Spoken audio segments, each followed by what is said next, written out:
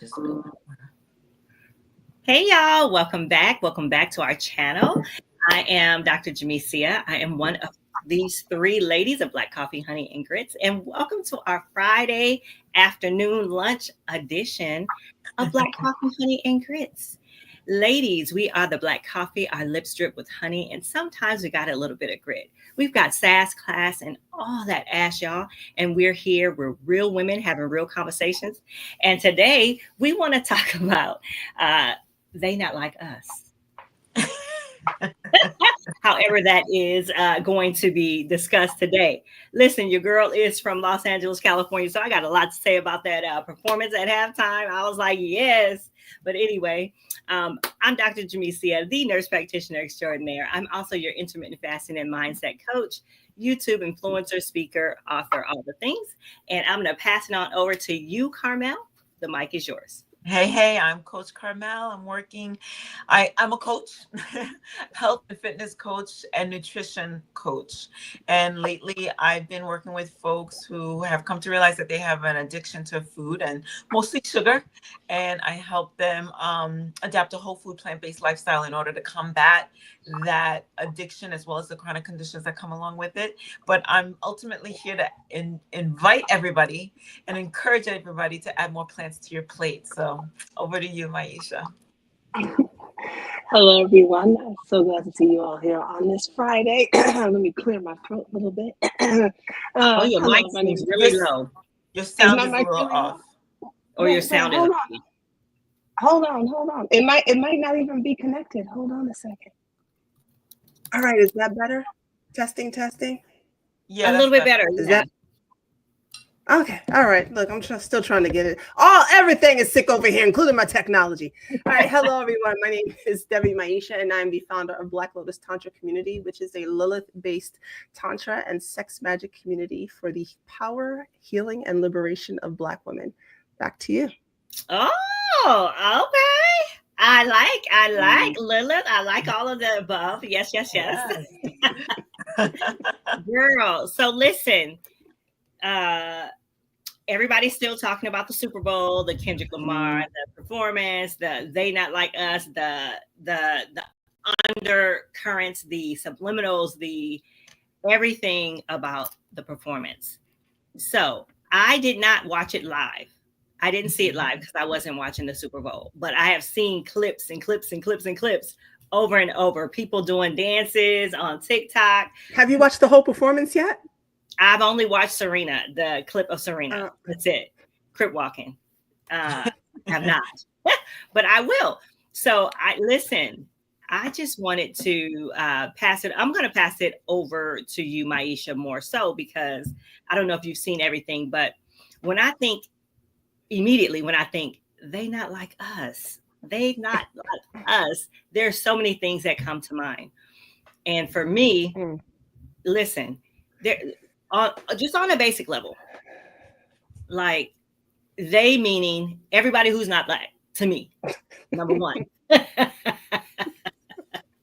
And I feel like it's like, I feel like they're not as compassionate, they're not as understanding, they're not as creative, they're not as a whole lot of things. So immediately my mind goes to more than anything compassion and all of the things that we as black people have been through.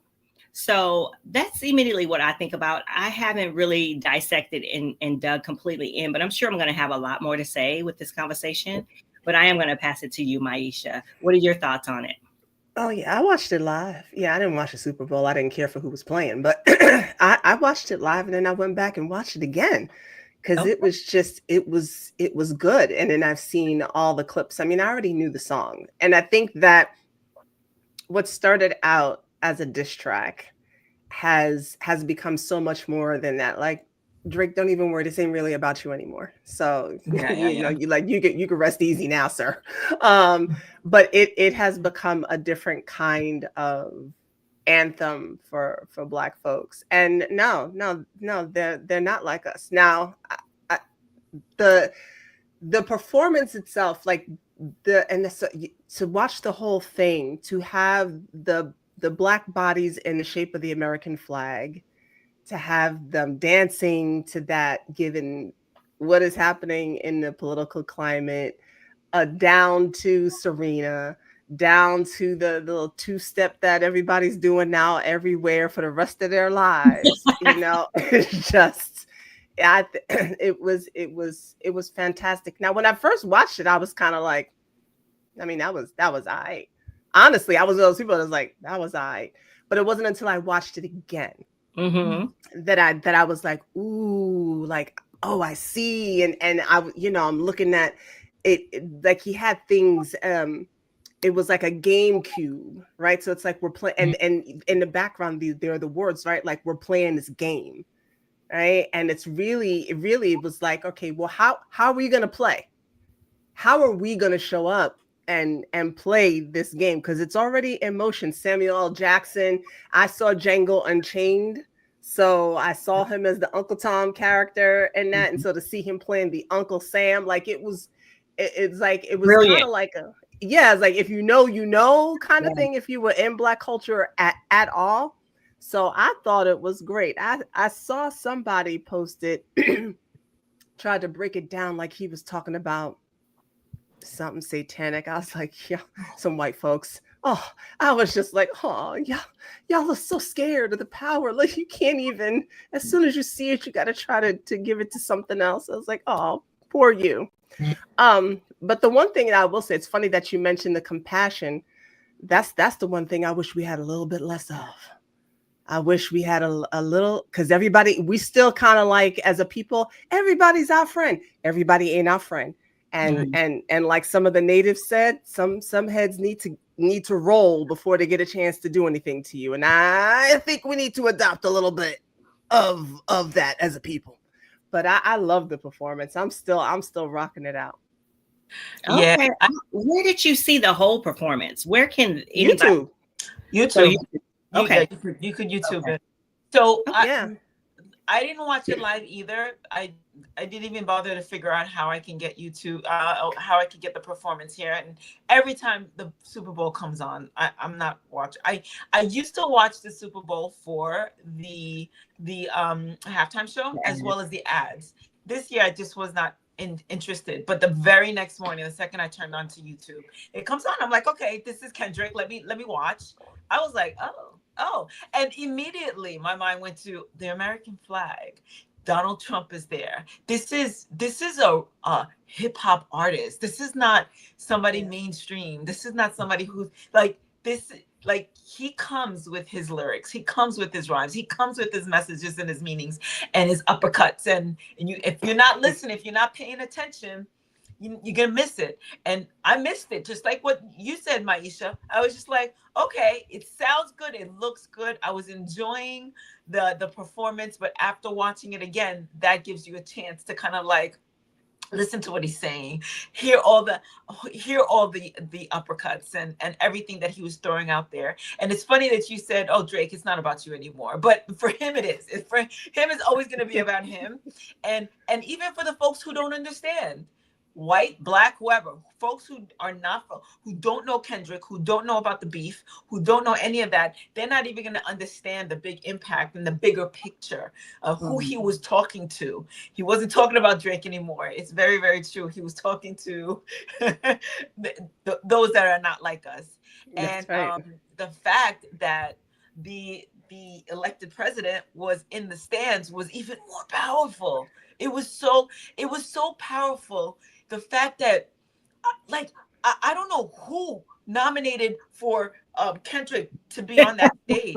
Like, what were you thinking? Like, why did you think that this was going to be anything less than what it was? Right. And people that didn't understand was just kind of like, that performance sucked. Like, that was boring. I heard people, white people, saying that was so boring. That was the worst halftime show. For us, we're cheering and celebrating because it was so powerful. So many things were said. And it didn't take him leaping from something in the sky and fireworks and things happening for us to enjoy the performance and feel the energy and also get the message. Right. Yes. You know what? It reminded me when you just the way you said that, Carmel. And it's not that I was there, but I can only imagine, right? Here, folks are working whatever lands they're working, right? Caribbean or the U.S., and we're over here singing some song that just sounds all friendly.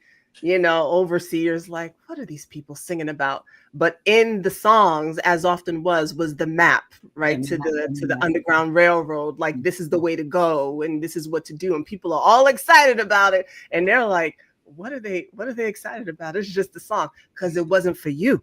Right. The message wasn't for you. It wasn't for you to get. And I'll say this: I watched some other clips. Some conservative guy who didn't like it at all, because there was no diversity in the performance. The same folk who don't want diversity, equity, inclusion. He was very upset that there was not one white dancer, no one to be found in the performance. It was just all the same. He couldn't even really get the words out. But I was like, oh, so now you want diversity, equity. Now he wants He's diversity. really on a news show talking about this. Well, didn't he enjoy SZA's part? Like, we gave you that. I mean, every other Super Bowl show, like Uncle Sam wanted. Uncle Sam right, said, right. Better. Super Bowl been white. Like, what is your problem anyway? Right. Yes, ma'am. So, yeah, yes, ma'am. it was good. It was good. And then hearing, and so as I'm watching it, I'm like, I'm really trying to dissect it and understand, because he raps so quickly. You have to kind of like, wait, what was that? So I listened to a few commentaries and people dissecting it, and it was actually brilliant, genius. Samuel Adams played a brilliant Samuel Jackson. Sorry? Jackson. Yes. Samuel Adams is a beer. It's probably a real person too. Sorry, I don't know my white people history like that. Anyway, and it was just, it was entertaining, and it was fun to know what he was saying, and it really left me thinking, wow, like there's a lot going on in the world that people seem to think that we're not aware of. And not only are we aware of it, but our gangster rappers are telling you on the biggest stage in the world, as far as entertainment and sports are concerned, we know what you're up to. We know we're smart. We got you. We're waiting for you. At the same time, he's educating us. That's right. Open your eyes. Oh, see, now I'll dip over to Jamesia for a minute, because I know she can she can appreciate this. But so that has always been that way with us, right? And credit where credit is due. While the East Coast, for instance, was big on doing some political things, we have Public Enemy over here, right? It was NWA, right, who came out from the West Coast, and was when they were talking about F the police, and people were like, oh my God, but people weren't listening to the stories they were telling about what was happening to the youth over there. They were too caught up in how the story was being told, right, instead of actually listening to the stories that were being told. Like, we've been talking about this stuff. This is our way of storytelling. Always has been, and it's always been for us. Except for like Eminem got to slide in, but other than that, it's always been for us. Right, and it's so interesting. I think maybe about 2 weeks ago, like a week before the Super Bowl, my sister and I were talking about how mainstream rap used to include things from Public Enemy and all of these Fight the Power, and we used to be really about, listen, this is what's going down. This was mainstream. And not to say, and of course, NWA, we were listening to all of those all through high school. And then somewhere along the way, hip hop got very, what's the word, Maisha? Gentrified, watered down. They stripped it of its message so that, because we were starting to listen. We're starting to listen. And I feel like we've had these years, this gap, that it wasn't on the surface. Everything of that sort of media, music, rhyming was underground. People were listening to it, especially the fact that people don't really listen to the radio anymore. Everybody had streaming apps. Everybody's on different types of apps, getting their music different ways. It has not been mainstream. And I was not even too familiar with the song. I'm not familiar with Drake and Kendrick. And I mean, I hear their names and I know that they had these beats, but I'm not too familiar with them even now. This is the biggest. I was just like, okay, wow, he's really out here now. Yeah. So that part's fun. That part's fun to watch. Yeah, for me, I don't know the beef. I don't know what's what, but I know that a lot of people are kind of hating on Drake. Or they don't like him for whatever reason. I can tell you why. Yeah, I think he was stealing people's stuff. I don't know. But I don't know. But you could tell me why. What's going on? No, well, I mean, I'll give you my personal. But so Kendrick and Drake, they did some work together. Yeah. But Kendrick's issue with Drake, it kind of mirrors my personal issue with Drake. Drake is biracial. Mm-hmm. Drake grew up with his mother. He identifies as Jewish. He grew up in a Jewish neighborhood. Affluent neighborhood. He's not for the streets. Okay. So when he first came out, it was cool. Like that was his lane, Champagne Poppy and all that. But then and I've always had this beef of him using the N-word, for instance, right? Because it's like, bro, like, I mean, I don't like the word anyway, but you're not like, so he's appropriating as people do when it gives you street cred. I see. And that ended up being, he's a faker. Right. That ended up being a beef. Like, bro, you were on Degrassi. Like, just be your actor self. Be your clean cut. Wait. He was on Degrassi? Yeah, in a wheelchair. Yeah. Before he was a rapper. And What's it's cool. What is Degrassi? What is that? Oh, Degrassi. It was like one of those shows for youngsters that used to come on. Like there's a show about high schoolers and whatnot. Yeah, so that he was came on. Like child actor. Yeah, he's a child actor. But he grew up in Toronto, in this affluent white neighborhood, Jewish family. He came to visit his Black family every now and again. But now, when you wanna like people do.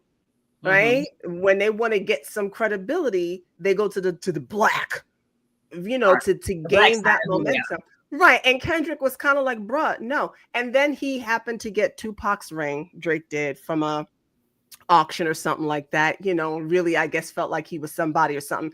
And Kendrick is like, sir, like I live this life. Like you singing about things that you've never experienced. It started from the bottom. You were never at the bottom.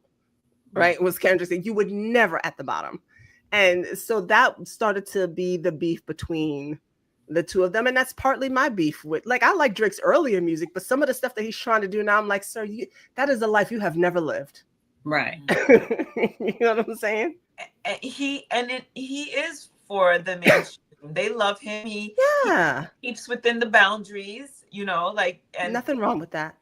Nothing wrong with that, and I feel like there's nothing wrong with anything that Drake did. It's just that Drake kind of like took Kendrick on tour with him or whatever, shared the spotlight with him a little bit. Kendrick just kind of blew up and named some names, and Drake's feelings got hurt. And basically that's where it came from. And so now Drake fires back, but you kind of can't compete because Kendrick is that talented and that bad. Well, there are rappers and there are lyricists. Right? Kendrick is a lyricist. Yeah. Drake is a rapper. Drake, I mean, to be in the position that Drake has gotten to, you got to give him his props. He did something right. Well, but that's the thing. What did he? So again, he did something right. Whether it was I think he's not bad. He's not bad. I'm not saying he's not bad. I'm saying the way rap was created and the way rappers have risen was a lot of blood, sweat, and tears. Drake didn't have to give out any blood, sweat, or tears to the extent that other black rappers have had to give out. Like he had to You don't prove have him, to have, He's an entertainer. Right? had blood, He's- sweat, and tears to be a rapper. he's a you do a little bit though. No, not really. He's an entertainer. I Oh, mean, To who be a doesn't? gangster rapper. that's the same No, argument. I don't think so. Run DMC they weren't gangsters. Right. Run DMC. No, right. Right. Yeah. Will Smith. And I truth mean, be told, Public Enemy, they weren't gangsters either. I'm not talking about Neither was gangster Ice-T. rap. Yeah, I'm not talking about gangster rap. Like that's not that's its own separate genre. But there are feet in the door that Drake had, for instance, is what I'm saying, that others had to work much harder for. I'm not Hence mad why at him he didn't start from the bottom. I'm is not what I'm mad at him saying. for that. Yeah, I'm not either. But one cannot want to be on that side as though this is that life you had when you did not have that life. That is a huge contention for folks who've actually lived certain types of lifestyles in that community. Like, do your thing, Do you think? be in your lane, right? I'm not going to rap about spending time in jail, Right. right? There's a lot of things I can rap about that I've seen. But I'm not going to rap about what I haven't done, Yeah. right? In order to make that's where- myself seem more down. Yeah. And that's where he's messing up. Yes. Yeah, Yeah, rapping don't about- do that. right. So, but he's doing it because now he feels like, oh well, I brought Kendrick into this game. If he's even thinking that, because again, he brought him on tour with him, and now Kendrick is blowing up, and his feelings are getting hurt. He's not the He top didn't dog bring- anymore. He's not. His feelings are hurt. He didn't bring Kendrick in, and Snoop He didn't Dogg bring was the Kendrick one. in. He just brought him on tour with him. Really exposed him to what this all can be. Well, no, Snoop Dogg was talking about Kendrick Lamar back in 2010, 11, 12. Kendrick's been doing his own thing. He just happened to be doing some stuff with Drake. But Kendrick was already doing stuff. Snoop was like, "You the next." He was like, "I'm passing the baton to you," and that was before he was doing stuff with Drake. But Drake still kind of thought, he had, But that's because where he the friendship, did. that's where the business partnership came up with these two. That's what I'm talking about. Yeah, That's what I'm and it just went a little awry. But that's why Kendrick is like, I'm for this. Like, if you really want to do this, it ain't gonna be flowers, sir. That's right. I'm cutting throats.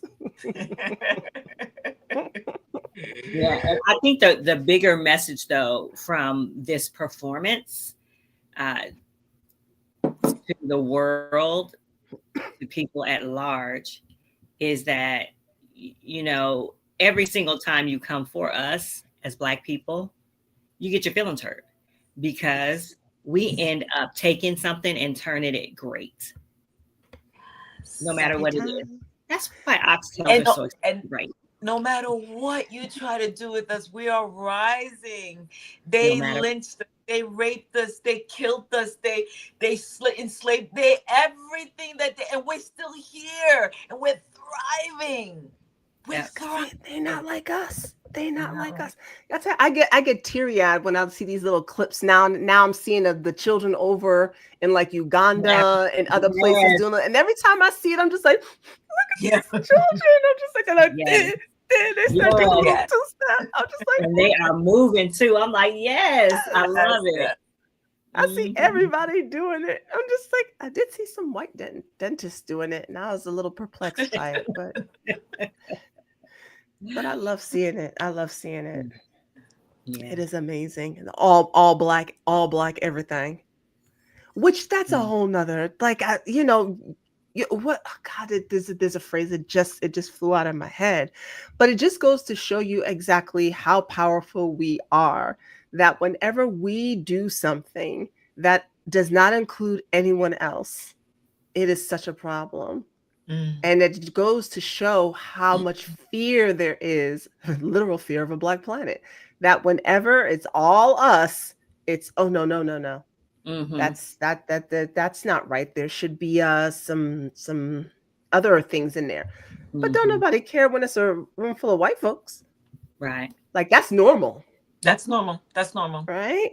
But Mhm. we've created a performance. I remember when Beyonce did her was it, I don't even remember which halftime show it was or what sports show it was, where she had the Black Panther theme, where she had everybody come out in the black berets and everybody was dressed in all black. Oh, there was flack Mhm. for that one too, right? Because that people felt that she was representing a terrorist organization, Right. With Black Panthers. yeah. Right. Yeah. Interesting. Interesting. But whenever it's somebody else doing something, I don't know, scaling the walls of the Capitol or something, and those are just Americans fighting for their rights. It's just Mind-boggling. cognitive dissonance. It's Yeah, for sure. For sure. It's wild. Yeah. For sure. But All I got. I don't even have anything major to add to it. I just, I mean, I'm loving seeing all the clips. I'm gonna have to dissect the actual performance. I just, even the little bits that I've seen, I'm like, this is genius. I really do have to sit down and watch it. I'm gonna watch it more than once. Yeah. Serena, though, you said you were there for Serena. Oh yeah, because she was crip walking. I was like, okay, I feel it. I'm like, yes, ma'am, I feel it. And then somebody had something to say about that, and then her husband came back and was like, sir, sit down. Yes. Yes, that was Stephen A. Smith, who has something to say about everything. He does. Something to But say about everything. she looked so beautiful. I was so happy to see her. And she was just, I saw a clip of her legs. later. She was like, that was the best 10 seconds of my life. I was like, that was so good. So good. She wasn't paying nobody no mind. She was out there in the camera like, Mhm. Which was a thing to Drake too. Which that's what they said. And yeah, I didn't even know that they were They ever a did thing. at one that they time. were together. Yeah. But then he had said something about her husband in Yeah, one of his he songs. called her husband I forgot that word, when a fan, but more than a fan, when they, I can't think of the word, but those fans that kind of like hang around and like a Oh, like a stand, like groupie. a Like a groupie. groupie. Oh. Groupie. Thank you. Oh, I couldn't think of the word. Groupie. He called he called Serena's husband a groupie, like, and for no reason. That like came out of nowhere. Like, sir, why? Mm. Yeah. Yes. Yeah. So she was dancing. She was dancing for two reasons. Twice. Yeah. Yeah. There was a little bit of a pettiness on that side, but loving it. I ain't mad at it. I feel like Black folks as a whole need the pettiness of a scorned Black woman right now. All good. Bring The it. pettiness of a scorned Black woman from the south of the Caribbean. Take your pick, but Mhm. that'll set you straight. One or the other. Don't eat that food. Yeah, don't do it. Don't do it. About it. Oh my goodness. All right, y'all. Well, I think that the assignment for those that are watching, go ahead on and watch the performance. Put some comments down below the video. Subscribe to our video. Share the videos out. Give us a thumbs up. All that good stuff. And whatever you guys want to talk about, whatever you want to hear us talk about, give us some ideas and put it in the comments, and we'll get back to y'all. Is that all that you guys have to say on this topic? That's I'm it. about to go listen to it again. Okay, I'm about to listen to this. I just like the song. Look, I been here crip walking my daggone self. I know. I didn't know that was the name of that. There's something that we do on the East Coast. I was like, oh, I didn't know. Yeah, that is a West Coast thing. Mm-hmm. All right. Oh, I believe it. I believe it. Yeah. Mm-hmm. Now, I'm looking at these reels, and you know how I get. I'm like, ooh, I want to jump on that bandwagon. So I'm trying to figure out. I want to also. I've been seeing husbands and wives. I've been seeing so much. families. I've been seeing kids. I'm like, I want to do it too. I do too. Me too. All right. So good. All right, y'all. Thanks for stopping by for our lunchtime edition, and we'll see you next week on Friday. Y'all take care. Bye And now. subscribe to Black Coffee, Honey, and Grits. Yes. subscribe. Bye, y'all.